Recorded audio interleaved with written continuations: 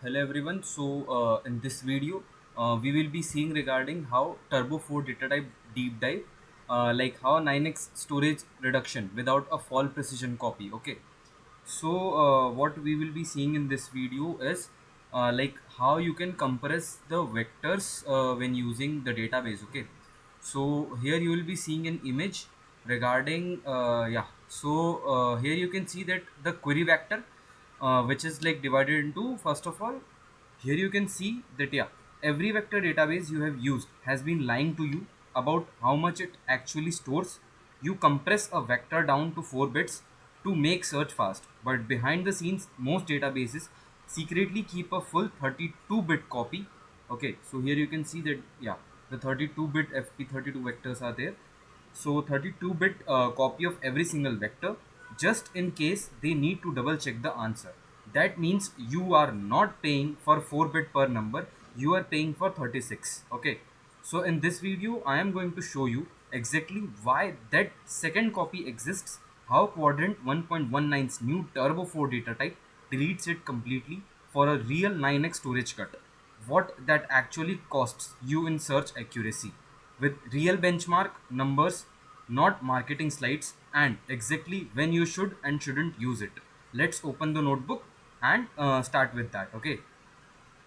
Here you can see that yeah, for the top 30 candidates, there would be the 4-bit quantized index, which you think that yeah, it is 4-bit. Okay, but at the back end it is 32-bit running. Okay, so what you are seeing that you are paying for 4-bit. Okay, but the actual number is 32-bit, so that matters. And how we will be seeing in this video how quadrant is making it 9x lesser. Okay, starting with the collab. Okay, here you can see that a modern embedding, something like BGE large or text embedding 3 large, has somewhere between 768 and 1536 dimensions. Each of those numbers is stored as a 32-bit float by default. Do the math at scale and it gets ugly fast. 10 million 768 dimensional vectors is already 30 gigabytes. 100 million 1563 dimension vectors is over 600 gigabytes. A billion vectors, which isn't rare anymore for embeddings, heavy pipelines, is 6 terabytes just for the raw numbers before you have indexed a single thing. So databases quantize, they shrink each number down to 4 or 8 bits so search fits in RAM and runs fast. But here's the catch, almost nobody talks about quantized search is approximate. So after the fast quantized search finds, say, the top 30 candidates, the database goes back to disk, pulls the original full precision vector for each candidate, and recomputes the exact similarity score to fix any ranking errors. Okay, that second step is called rescoring, and it's why recall stays high with quantization. Now coming to next, but to rescore you need the original vector sitting on disk untouched, which means your actual physical footprint isn't 4 bits per number, it's 4 bits for the fast index plus 32 bits for the rescoring. So what we are doing here is, you think that the 4 bits is for the total processing. Okay, but it's not like that.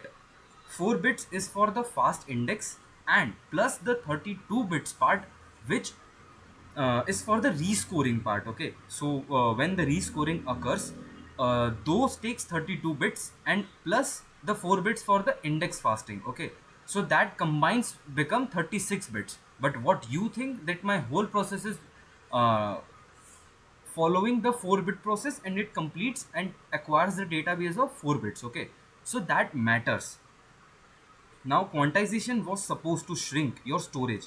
Instead, with rescoring it makes it bigger than just storing float 32 in the same place. Okay, so as here we can see that I think let's move toward the second image, which I am going to show you. And here you can see that yeah, so the rotation part is there. Before rotation the frequency and the coordination value or skewed distribution, and once the randomized orthogonal rotation is done, which preserves the angle. And then you can see after orthogonal rotation, the frequency to Gaussian graph would be here, you can see. Okay, so that's how it works. I will show you in further in this video how it is working. Now let's move to the code first. Okay, so here you can see that yeah, I had installed what see quadrant client, fast embed, matplotlib for the graph section, seaborn, pandas, numpy for the arrays, and tabulate and scipy. Okay, so moving towards next is, so how do you throw away the full precision copy and still get usable search results out of just 4 bits, 16 possible values per number? The trick, built on Google research turboquant algorithm, is a rotation. Before quadrant quantizes a vector, it multiplies it by a randomized orthogonal rotation matrix. That sounds fancy, but the key mathematical property is simple. Rotation preserves inner products. If you rotate two vectors by the exact same matrix, the angle and distance between them doesn't change. So you are allowed to rotate without losing any similarity information. Okay. Uh, then why bother rotating at all? Because raw embedding coordinates are messy.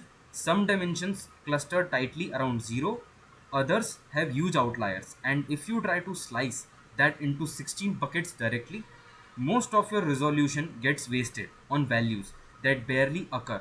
Rotating the vector spreads that energy evenly across every dimension.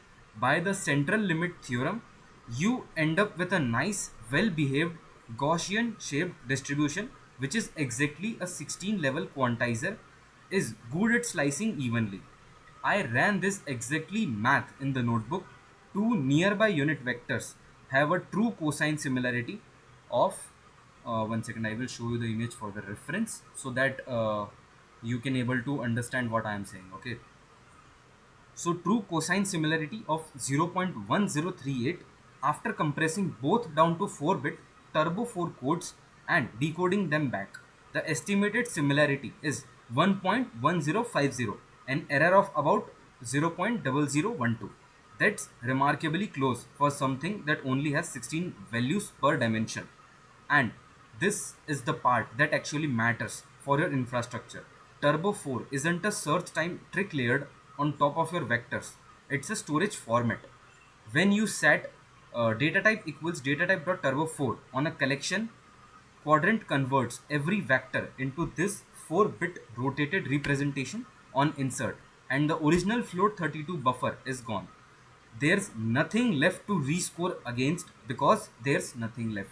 Okay, so how it works is, how quadrant is booming in this, because previously you had seen that the 4-bit part is for the fast index and plus the 36-bit dimension for the processing, okay, for the retrieving data from the database for the user's query. So that's how it works. But how quadrant does is, we will see in this collab. It reduces it to 9x less and makes it proper 4-byte working. Okay, here we will be seeing that. So starting with that, let's make this concrete. In the notebook, I spin up a local quadrant instance and build 3 collections side by side, so we are comparing apples to apples. Collection 1 is the gold standard baseline, plain float 32 vectors, data type equals data type dot float 32, no compression at all. So here you can see that yeah, I had defined the libraries.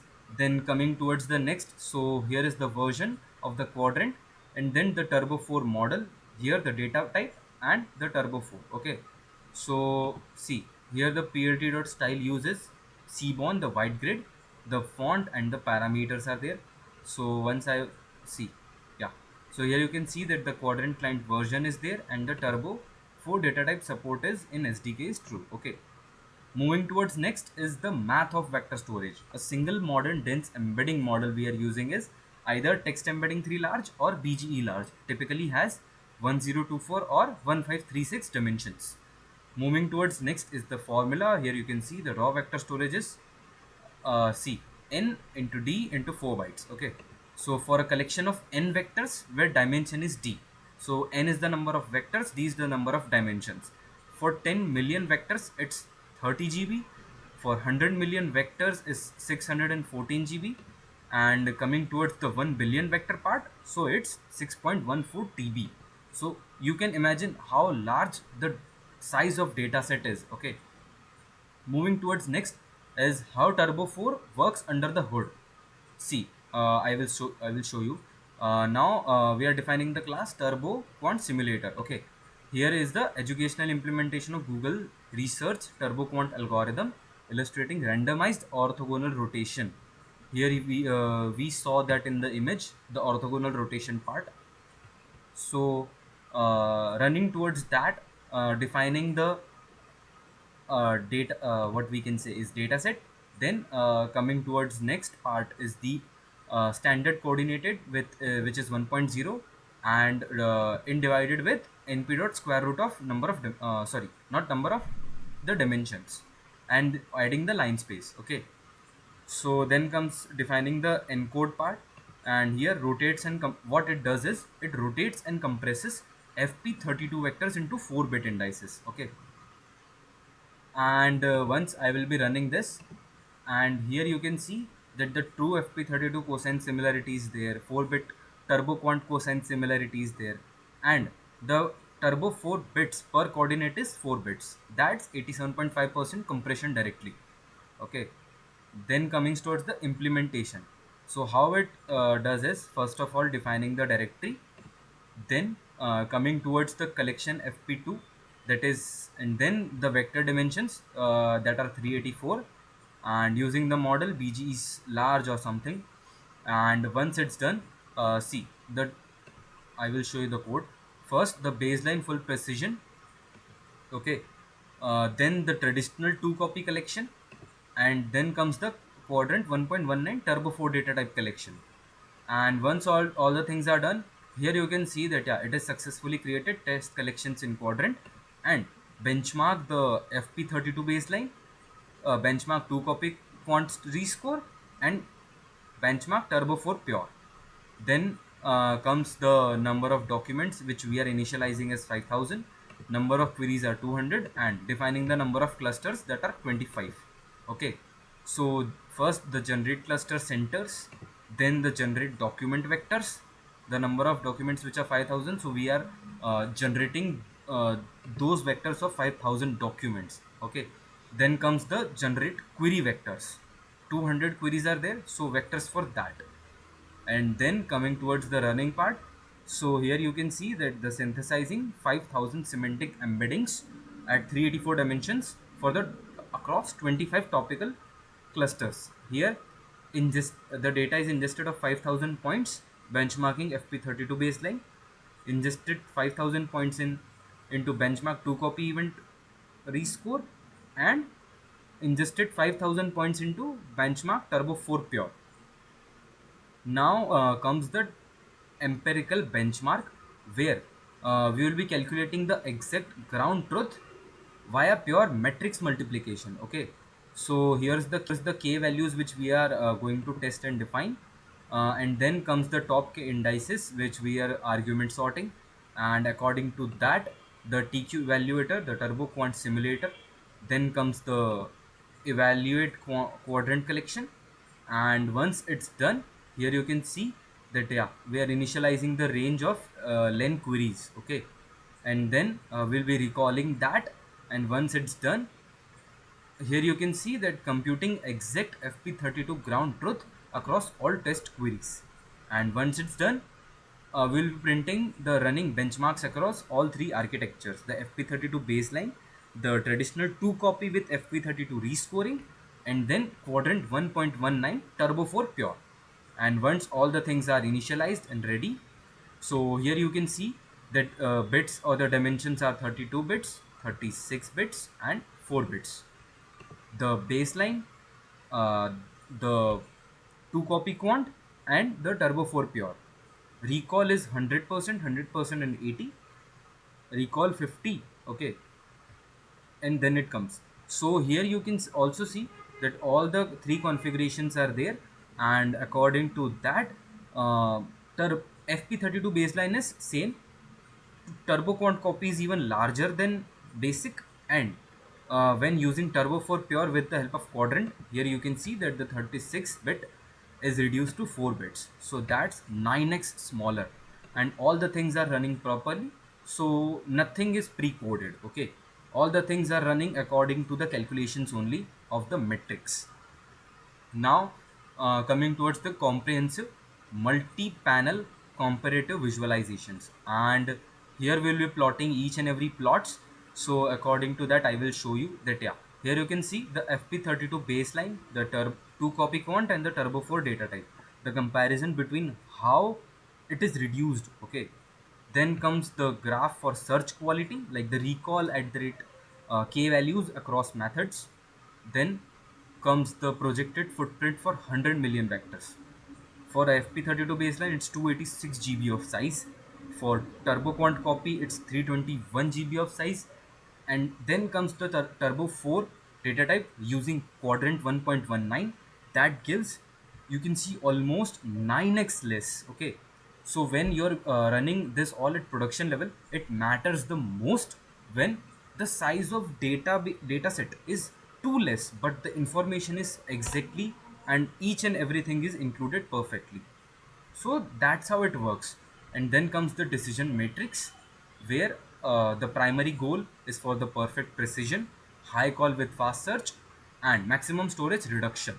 So that's how Quadrant works with Turbo 4, and does the 9x reduction of the size. So at production level, the things don't combine and create a blunder.